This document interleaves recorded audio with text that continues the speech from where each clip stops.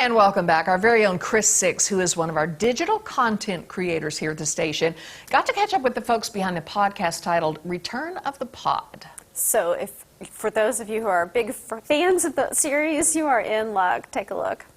May 4th is known as Star Wars Day, or May the 4th.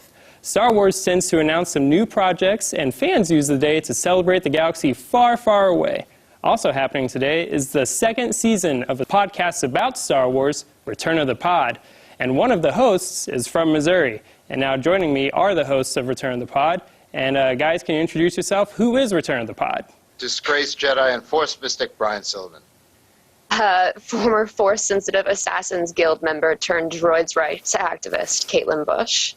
I'm former captain of the Starbinger and the smuggler with a not-so-secret heart of gold, Matt Romano. How'd you guys meet? How did you guys come up with Return of the Pod? Tell me kind of the history. So we all live in New York City, and we were all working in the entertainment industry and came upon each other through various jobs and very quickly realized that we all had the same love and appreciation for the galaxy far, far away. So beyond our just normal friendship about normal things, we also get to geek out with each other all the time about Star Wars, and starting a podcast seemed like the best way to do that and also bring in others who are just as passionate about Star Wars to join us in our crazy obsession. You said you guys are kind of based in New York right now. I know that, Caitlin, you're from Missouri. Kind of give us a little brief bio description for Missourians here. Absolutely. So I'm originally from the Kansas City area. I grew up in Lee Summit, went to Scion High School, and then graduated from the University of Missouri from the journalism school. But I have a lot of family in Springfield, so very familiar with the area. 15 days after graduating from college, me and some friends up and moved to New York without any plan, without really a lot of money, and kind of just been living here since. Met these guys along the way, and it's been very, very fun. And I haven't been back to Missouri in a year and a half now, so I'm really excited, hopefully within the next few months, to be able to go back.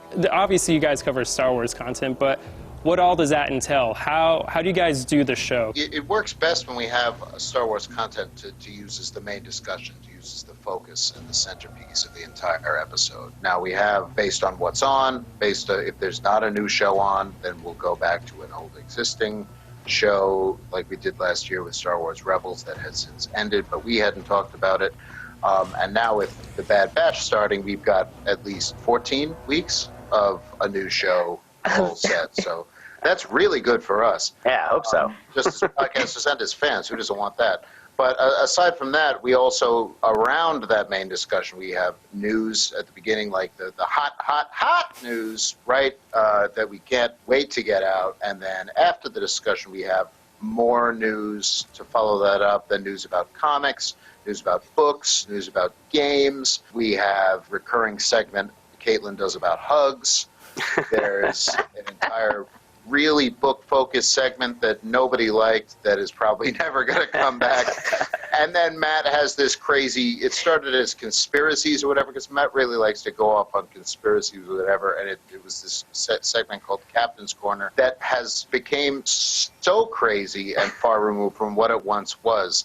Now it's a free-for-all where I think Matt just sees how much can he me off in 15 minutes. There's never any lack of anything to talk about in the galaxy far, far away with Star Wars. I mean, there's something always happening, whether it be comics or video games or even just waxing nostalgia about cartoons that came out in the 80s. You know, there's always something to dive into.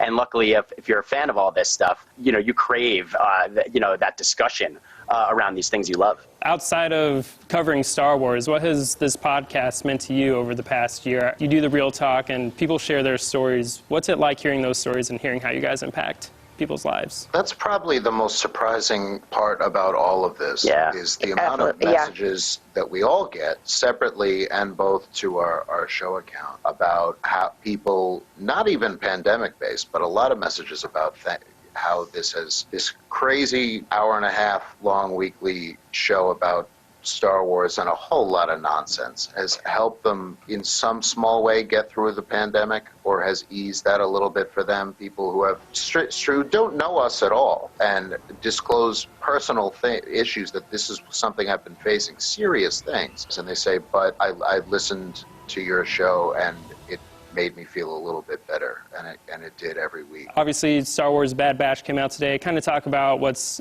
coming up this second season of Return of the Pod. So for the second season of Return of the Pod, we'll be covering the Bad Batch, like every episode, and I think, like we said earlier, there's 14 episodes, so we've got a long road ahead of us. And the first episode is 72 minutes. Yeah. So if you love watching Star Wars, then you love talking to people, listen to people talk about Star Wars. Then we're going to talk about it. All right. Well, thank you guys so much. That wraps it up here. I do want to give one final May the 4th be with you guys, and hopefully you guys enjoy this great Star Wars Day, and thank you so much. Thank you, Chris. May the 4th be with you. Many May votes. the 4th be with you. Many boats.